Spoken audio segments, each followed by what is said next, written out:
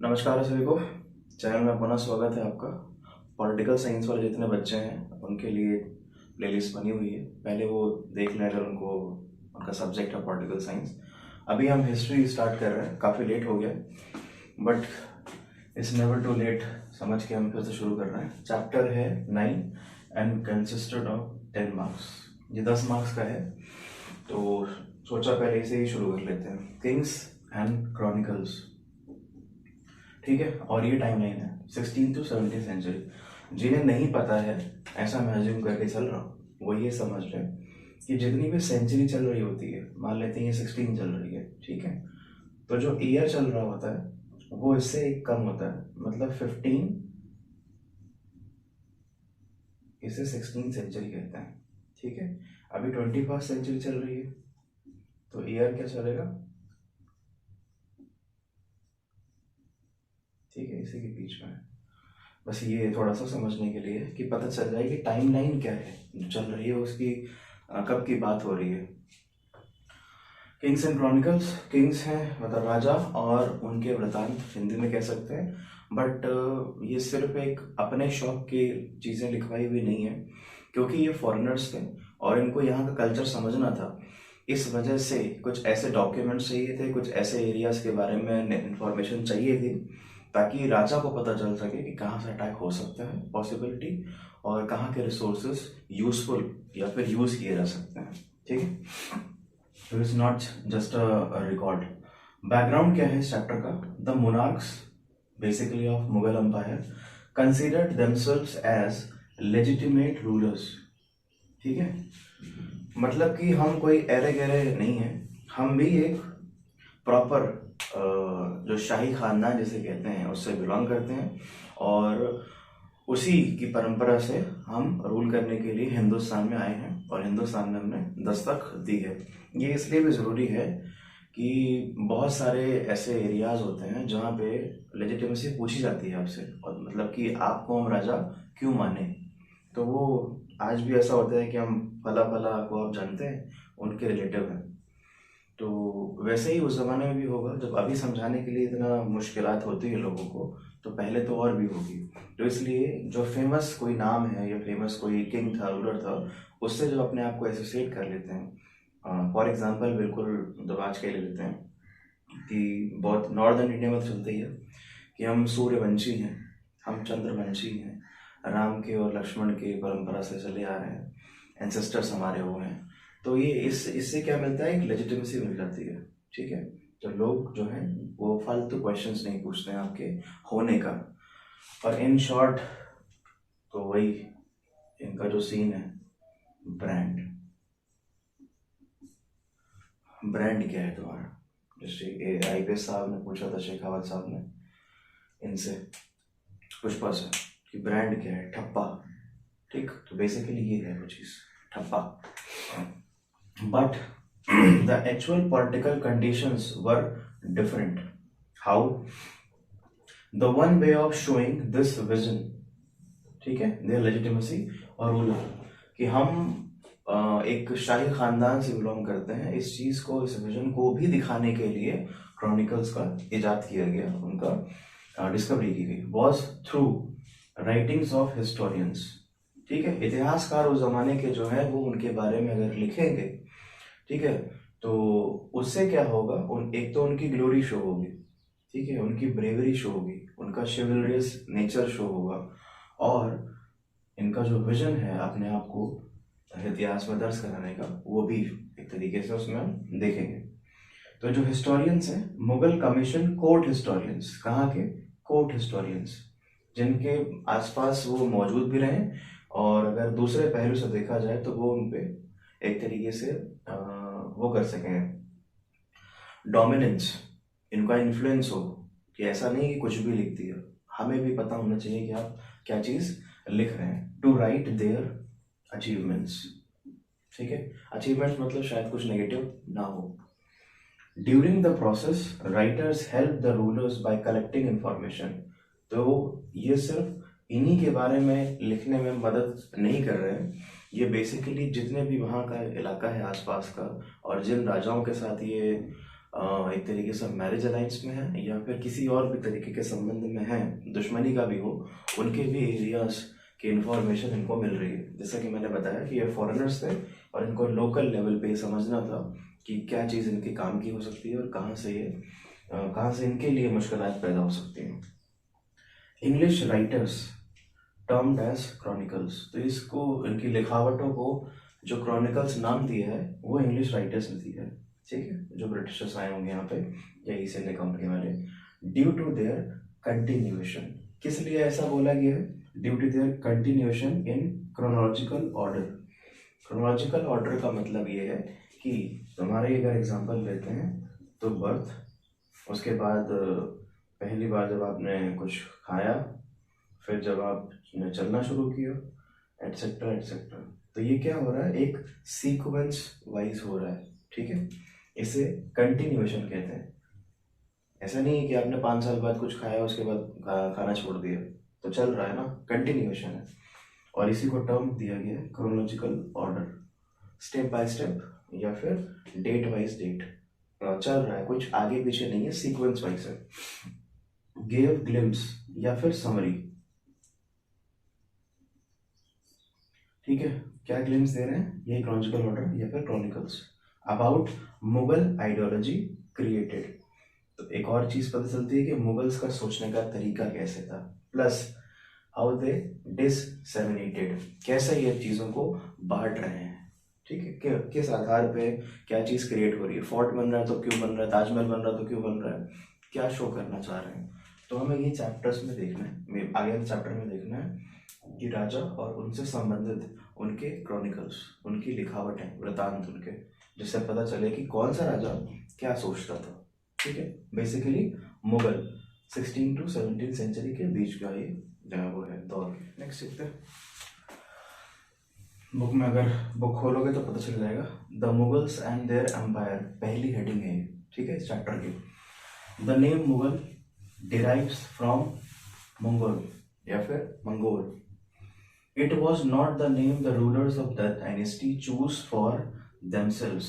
ये वो नाम नहीं था जो हम समझते हैं कि मुगल उनका नाम हुआ करता होगा, या फिर जो रूलर्स हुए, जो हम देखेंगे बहुत ही ब्रीफ में, उन्होंने ये नाम अपने लिए नहीं चुना था, ठीक है। तो किसने रखा नाम वो भी देखते हैं। But they refer to themselves as Timurids, मतलब पैटर्नल, पेरेंट्स के या फिर ग्रैंड पेरेंट्स के साइड में, और बेसिकली फादर के साइड से ये तिमरिट्स थे। जो मैंने अभी लेजिटिमेट रूलर की बात करी, ब्रांड की बात करी, तो ये बहुत बड़ा रूलर है अपने टाइम पे, जो कि सेंट्रल एशिया पर रूल कर रहा है। Babur the first Mughal relate him, वो किससे रिलेट करता है अपने आप को? चंगेज खान से, मदर साइड में, ठीक है। बहुत ही बेहतरीन अपने आप में एक रूलर है। मैं कुछ नेगेटिव नहीं बोलना, मतलब मेरी ऐसी कोई मानना नहीं है, बट जिन लोगों की भी हाइट कम है और उन्हें लगता है कि यार हम क्या कर पाएंगे, उसी आदमी से इंस्पिरेशन लेनी चाहिए। कोई हाइट नहीं थी, कंपेयर करने के लिए मैं इतना बता सकता हूँ कि मतलब टोनी नेहा कक्कर के आसपास, इतना ही मान लो, 5 समथिंग, ज़्यादा लंबा नहीं, ज़्यादा चौड़ा नहीं, बट जो स्किल है इसमें, जो पोटेंशियल है इसमें, जीत की जो वो है डेस्परेशन, वो शायद किसी में ही देखने को मिलती है उस दौरान। तो और वैसे भी हम लोग अपने आप को हमेशा एक फेमस चीज़ की तरफ देखना की कोशिश करते हैं और बड़े लोगों के साथ कंपेयर करने की कोशिश करते हैं। ये हमारी प्रॉब्लम रही है आज से नहीं, बहुत सदियों से, ठीक है। अगर घर पे कोई, जैसे कि हमारे यहाँ होता है, कोई न्यूज़ में लग गया तो पूरा ख़ानदान गाड़ी में प्रेस लिखवा के घूमेगा। तो वो एक आदमी न्यूज़ में नहीं लगा हुआ है, पूरा ख़ानदान न्यूज़ में लग गया है और सभी न्यूज़ सुनाएंगे। अगर कोई एक गवर्नमेंट ऑफ इंडिया का एम्प्लॉय हो गया है तो सब गवर्नमेंट ऑफ इंडिया के एम्प्लॉय हो गए। और ये बहुत ही बेसिक सी चीज़ है, नॉर्थ टू साउथ यही चलता है कि आप जानते हैं हम कौन है, वैसा वाला। तो यह लेजिटिमेसी बताने के लिए इंडियंस को कि हम टिमुरिड मतलब कि तैमूर और चंगेज़ खान के जो हमारे एंसेस्टर्स हुआ करते थे, और हम इन्हीं के द्वारा या इन्हीं से प्रेरित होके, इनसे इंस्पायर्ड होके इंडिया में रूल करने आए हैं, इंडिया को सुधारने आए हैं basically. Even the name Mowgli बहुत फेमस वो है cartoon, hero of Rudyard Kipling की किताब में Jungle Book, derived from it English, जैसा कि मैंने पहले बोला था कि क्रोनोलॉजी जो है या क्रॉनिकल्स जो नेम है और इंग्लिश राइटर्स का देन है। तो रुडयार्ड किपलिंग ने जब जंगल बुक लिखी है उसमें मोगली का जिक्र किया है, तो वो भी ये माना जाता है कि ये मुगल से इंस्पायर्ड है। और अगर ध्यान से या फिर याद आ रहा हो तो वो बंदा जो है मोगली, वो जंगल में रहता है, जंगल में घूमता है। तो कभी कभी क्या होता है कि किसी को नीचा दिखाने के लिए हम अलग तरीके से कुछ चीज़ों को पोर्ट्रे करते हैं। तो इंग्लिश जो है बस इतना ही समझाना चाह रहे हैं कि मुगल्स जो हैं वो ज़्यादा कुछ नहीं है, नॉट मोर देन बारबेरियन, और कोई लेजिटिमेसी नहीं है। इनको कौन कहाँ से लेके आया कुछ नहीं पता, क्योंकि मोगली का भी माता पिता उसमें नहीं शो कर पाए हैं पूरी तरीके से, एक जानवर ही उन्हें पाल रहा है, ठीक है, बगीरा या वैसे कुछ नाम था। The empire was the political alliance between Mughals and local chieftains, ठीक है, ये वो लोग हैं जमींदार टाइप के लोग या फिर उस समय के राजपूत। तो इनके साथ दोस्ती ही करनी पड़ेगी, पॉलिटिकल अलायंस करना पड़ेगा अगर इस एरिया में रहना है और रूल करना है। तो अब देख लेते हैं कि जो ये है एम्पायर, ये शुरू कैसे हुआ है। फाउंडर कौन है? जहीरुद्दीन बाबर 1526। सक्सेसर इनके बाद कौन आया? नसरुद्दीन हुमायूं।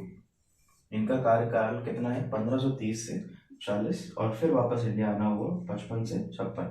किससे हार गए थे जिसकी वजह से जाना पड़ा? लॉस टू शेर शाह सुर, ठीक है। टुक रेफ्यूज इन ईरान, जब ये गए तो सफाविद एक रूलर है इनका, ये भाई है जलाने वाला, ईरान में इन्होंने अपने आप को रेफ्यूज कराया। फिर Akbar 1556 1605, the greatest of all, 13 साल का बच्चा जिसे कुछ नहीं पता, नहीं ऐसा नहीं कुछ नहीं पता, पर इंटेलिजेंस है उसमें, क्योंकि चीज़ें होती हैं या फिर उन्हीं को ही समझा जाता है जो आर्ट्स में अच्छा खेलते हैं। तो 13 साल का बच्चा अपने आप को प्रूफ करता है यहाँ पे, आप with the help of someone, ऐसी कोई बात नहीं है, कोई नहीं था आसपास, बट पोटेंशियल आप में ही होना चाहिए प्रूफ करने के लिए, इसलिए इसको बोलते हैं ग्रेटेस्ट ऑफ ऑल। सबके साथ संबंध बढ़िया बना के चलना ये खास बात है। He was succeeded by Jahangir 1605 to 27, फिर Shahjahan 1628 to 58, then last Aurangzeb 1658 to 1707। ऐसा नहीं है कि औरंगजेब के बाद मुगल कार्यकाल या Mughal empire was totally destroyed या फिर ऑब्लिटरेट, बट हुआ क्या कि जैसे पहले भी हमने डिस्कस किया है, यूटिलिटी पैदा हुई है यहाँ पे दम नहीं है ब्रिटिशर्स की अटैक करने की। औरंगजेब के टाइम पे कोशिश की थी, पर बहुत ज़्यादा इंडेमनिटीज इनको देनी पड़ी। इनके बाद जितने भी रूलर आए हैं वो मेंटेन नहीं कर पाए जो मुगल डेकोरम था, जो मुगल पावर और पोटेंशियल था। इस वजह से इतिहास हम लोग को कभी याद नहीं करना चाहता है जो यूटिलिटी नहीं पैदा कर पाते हैं या अपने आप को यूटिलिटी शो करने में इनकेपेबल, इनकॉम्पिटेंट हो जाते हैं, उनका किसी का भी नाम इतिहास में दर्ज होना नहीं चाहता। The court was their centre या फिर विजिबल पावर, ठीक है। मुगल का जो दरबार है वो अपने आप में उनकी पावर को झलकाते हैं। विजिबल कैसे? क्योंकि उनके दरबार में हर वो चीज़ अवेलेबल है जो कि ये शो करती है कि वो कितने पावरफुल थे, ठीक। जितने भी लोकल चीफटेन्स हैं वो, जितने भी बड़े बड़े ज़मींदार हैं वो, और नवरत्न तो बहुत फेमस ही हैं मुगल के, बेसिकली अकबर के, ठीक। तो वो सब कहाँ मिल रहा है? कोर्ट में। इसलिए कोर्ट क्या है? मुगल सेंटर का विजिबल, मतलब पावर झलकती है, और सेंटर भी रहता है हमेशा। तो कैपिटल और कोर्ट हमेशा सेंटर रहेगा मुगल्स का। एक बहुत छोटा सा है ये heading, the production of chronicles commissioned by the Mughal emperors, और हमें पता है कि किनको कमीशन कर रहे हैं वो? हिस्टोरियंस। कहाँ के? कोर्ट के। Are an important source for studying the empire and its court, क्योंकि ये बात हुई कि जो कोर्ट है वो सेंट्रल पावर को विजिबल बनाता है। Writers focused on ruler, their family, court and nobles, ठीक है, शाही लोग जो दरबार में मौजूद हैं। टाइटल्स, अकबरनामा, आलमगीरनामा जो कि औरंगजेब के बारे में बताती है, बादशाह नामा भी है, और भी बहुत सारी किताबें हैं जिनके बारे में हम जिक्र करेंगे। तो ये एक छोटा सा है कि प्रोडक्शन जो है क्रॉनिकल्स का किस चीज़ पे फोकस कर रहा है, क्या क्या टाइटल्स दिए रहे होंगे, जिससे हमें पता चलता है कि किस पे फोकस किया है या फिर किस चीज़ के बारे में हम पढ़ने जा रहे हैं, जो कि चैप्टर के स्टार्टिंग में पता चलता है कि हम किस चीज़ के बारे में पढ़ने जा रहे हैं। जो नोबल मैन है, अकबर बीरबल की बहुत सारी कहानियाँ हैं, बट एक जो मुझे जो थोड़ी ज़्यादा अच्छी लगती है, ऐसे तो नहीं कि सारी अच्छी नहीं लगती हैं, तो उसमें ऐसा है कि एक बार, हाँ, अकबर और बीरबल का रिलेशन जो है वो ऐसा ही है, जो मजाक भी है और जब सीरियस होना है तो हो सकते हैं। हाँ, कहानी कुछ इस तरीके से है कि एक बार अकबर ने बीरबल को दरबार में बुलाया और काफ़ी दिन से वो आ नहीं रहे थे, तो उनका मजाक उड़ाने के लिए उन्होंने कहा कि बीरबल मैंने सपना देखा। तो उन्होंने पूछा बताइए जहाँपना क्या देखा। तो उन्होंने बोला कि मैंने ये देखा कि अ, हम दोनों एक जगह से गिरे हैं और मैं शहद की नदी में गिरा हूँ और तुम नाले में गिरे हो। तो सब हंसने लगे। अब वेटिंग माइंड था उनका, अगर अकबर साहब का और उनका बीरबल का। वो सब जब हंसे, ठाके लगाए, बंद हुई हंसी, तो उन्होंने बोला कि जहाँ पर ना मैंने भी सपना देखा इत्तेफाक से। अच्छा हुआ आपने बताया तो मुझे अभी याद आ गया। तो उन्होंने कहा हाँ हाँ बताओ, बस यहीं वो फंस गए। उन्होंने कहा कि मैंने देखा कि आप उसी सपने में मुझे चाट रहे हो और मैं आपको चाट रहा हूँ। और फिर से सब हंसने लगे। तो वो ये है, ऐसा नहीं है कि उनका ये कहने के बाद सर कलम कर दिया गया। Akbar was Muslim and Babur, sorry, Birbal जो है वो पंडित महेश दास नाम है उनका, तो वो हिंदू हैं। ऐसा नहीं है कि वहाँ पे असैसिनेशन हो गया, नहीं, दोनों ने एक दूसरे को बहुत ही स्पोर्टिंगली लिया। ये है खोट एम्पायर की कहानियाँ, जो कि हम और आगे देखेंगे। तब तक के लिए धन्यवाद।